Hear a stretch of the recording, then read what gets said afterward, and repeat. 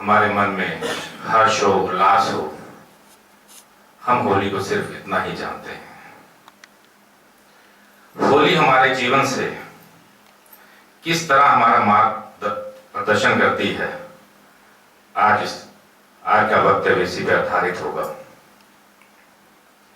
जब हम एक दूसरे पे गुलाल डालते हैं तो वो गुलाल कुछ देर के बाद तो झड़ जाता है,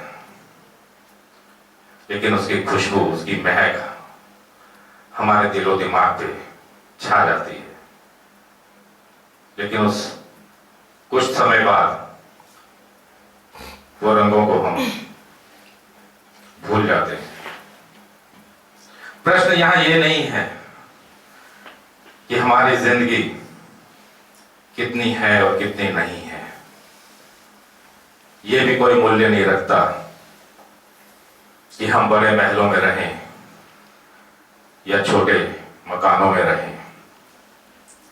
महत्वपूर्ण ये है कि ये तन, ये मन जहां भी रहे, खिला रहे और हमेशा खिलता रहे। जरूरी ये है।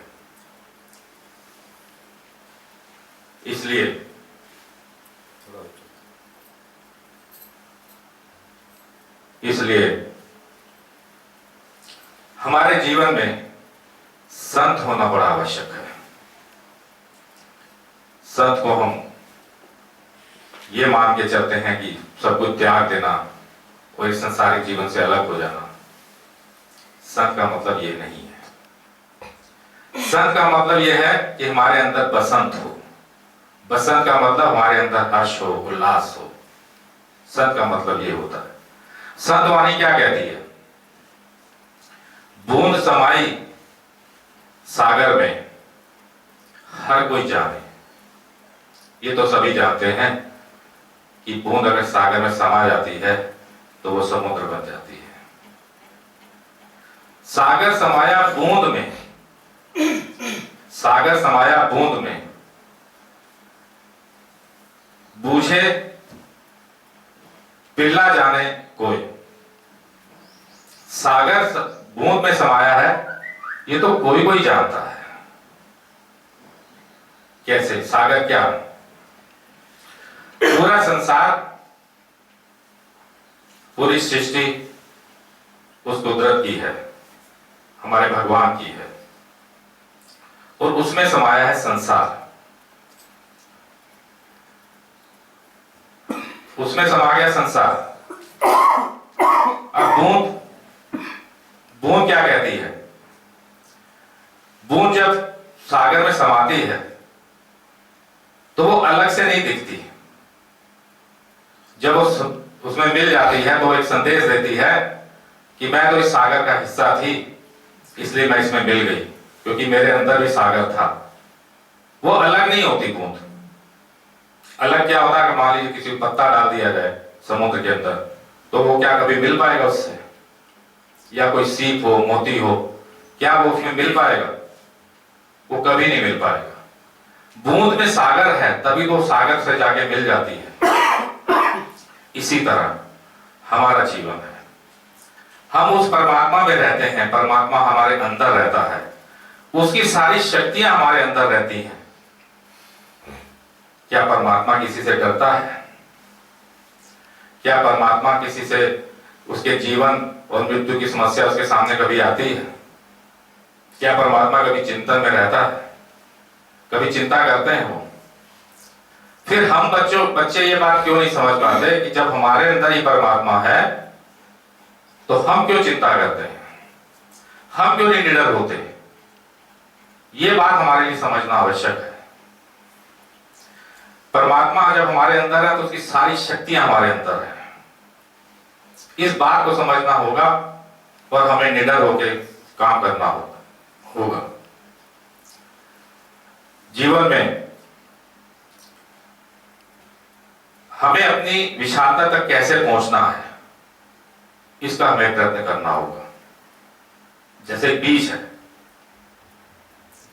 बीज को अगर आप जमीन में डाल दें तो उसकी विशालता का कोई अंत नहीं है। वो अपना फल देगा, दूसरों को लाभ देने के लिए लकड़ी देगा, अनेक उसके साथ ऑप्शंस हैं। लेकिन क्या हर बीज पनप पाता है? कुछ बीज तो पनप ही नहीं पाते, कुछ बीज पनपते हैं तो जानवर खा जाते हैं, कोई कोई बीज तो पनपता है। मैंने अभी कुछ दिन पहले कहीं मैं पढ़ रहा था कि हावड़ा में एक बहुत बड़ा बरगद का पेड़ है। उसकी उम्र कुछ लोग कहते हैं कि 200 साल है, कुछ लोग कहते हैं 500 साल है। वो विशालकाय एक पेड़ है बरगद का। उसके नीचे लगभग 300-400 आदमी विश्राम कर सकते हैं, उसकी छाया इतनी घनी है। उसके फल को अगर आप तोड़ दें तो उसका फल इतना छोटा होता है जैसे कोट का बटन होता है। अगर उस फल को और तोड़ दें, अंदर से उसका बीज निकालें, तो जो चश्मा लगाते हैं बिना चश्मा लगाए उस बीज को नहीं देख सकते। लेकिन उसकी विशालता तो गजब की है। इसी तरह हमारे जीवन के साथ भी है। जो हमारे साथ है, जिस परमात्मा के हम अंश हैं, जिस परमात्मा का हम बूंद हैं, उसकी विशालता तो हमारे अंदर समाई हुई है। हम उस विशालता तक कैसे पहुंच सकते हैं, ये तो हमारे पे निर्भर करता है। इसलिए निडरता हमारा पहला प्राथमिकता होनी चाहिए। जब जब हम डरेंगे तो हम कभी भी जीवन में तरक्की नहीं कर पाएंगे। हमारी चिंताएं, हमारी बीमारी, उसका कद हमसे ऊपर नहीं होना चाहिए कभी। वो हमसे ऊपर जहां होंगे हमें दिक्कत होगी, हम उसमें घिर जाएंगे। और जिसके अंदर ये भावनाएं हैं कि नहीं, हमको हर संघर्ष करना है, लड़ना है, हमें अपने जीवन को आगे बढ़ाना, विशालता तक पहुंचाना है, उसके लिए कोई भी चिंता मायने नहीं रखती, कोई बीमारी उसके लिए मायने नहीं रखती, उसके लिए कोई डर भी मायने नहीं रखता। एक जगह कथा चल रही थी, दशहरे का वक्त था, पंडित जी अपनी कथा बता रहे थे। उन्होंने कथा में यह बताया कि दशहरे वाले दिन अगर कोई नीलकंठ पक्षी के दर्शन करता है तो उसकी 7 पुश्तें तर जाएंगी। वहां पर एक किसान बैठा ही कथा सुन रहा था। सुनते सुनते वो अपने खेत में चला गया, लेकिन उसके दिमाग में ये बात बैठी रही कि क्यों ना नीलकंठ पक्षी के दर्शन कर लिए जाए। उसको याद आया, मेरे खेत के आगे कोई पेड़ है, उसमें नीलकंठ पक्षी रहता है, तो दर्शन करने में बुराई क्या है। वो उस पेड़ तक पहुंचा, उसने ऊपर घोंसले में झांक के देखा तो वो नीलकंठ पक्षी मरा पड़ा था। उसने चद्दर बिछाई, उस नीलकंठ पक्षी को नीचे उतारा और पहले खूब दर्शन किए कि पंडित जी ने कहा था दर्शन तो कर ही ले, अलग पलट के खूब दर्शन किए। फिर उसको चद्दर में लपेटा, पुनः उस स्थान पे गया जहां कथा चल रही थी। उस पंडित से बोला, महाराज आपने ये कहा था कि नीलकंठ के दर्शन कर ले तो मेरी 7 पुश्तें तर जाएंगी, अगर वो पक्षी मरा हो तो पंडित ने कहा तुम्हारी 7 पुश्तें बेकार हो जाएंगी। उसने चद्दर खोली और वो पक्षी बाहर निकाला कि पंडित जी पहले तो आप दर्शन कर लीजिए, आपकी 7 पुश्तें खराब होने वाली है। फिर वो पक्षी उसने सबको दिखाया कि भैया देख लो, मरेंगे तो हम अकेले नहीं मरेंगे, आपकी भी 7 पुश्तें मरेंगी। अर्थात इसका कहने का मतलब है कि हर वक्त पे आपको कोई ना कोई डराने का प्रयत्न करेगा, लेकिन अगर निडरता से अगर आप कोई काम करेंगे, ये मान के चलेंगे कि हमारे अंदर प्रभु हैं, हमारे अंदर भगवान है, हम उसी की बूंद हैं, उसी का अंश हैं, तो समस्याओं का समाधान वहीं पर है।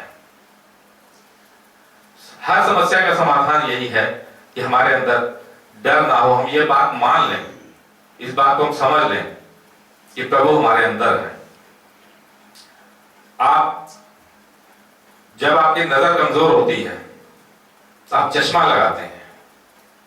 चश्मा तभी लगाते हैं जब आपके अंदर एक रोशनी होती है, तभी आपको चीज आगे और नजर आती है। बस वो रोशनी अगर आपके अंदर है तो आप बहुत कुछ आगे कर सकते हैं, बहुत आगे बढ़ सकते हैं। तो किसी भी डर से डर की कोई जरूरत नहीं है। हमेशा ये मान के चलिए हम उस बूंद हैं, वो सागर हैं जो हम समा जाएंगे उसमें। लेकिन यह है कि हम अपना काम, हम विशालता तक कैसे पहुंचे, इसका हम पूरा सब लोग प्रयत्न करें। इसी के साथ ही मैं अपनी वाणी को ये विराम देता हूँ। बहुत बहुत धन्यवाद।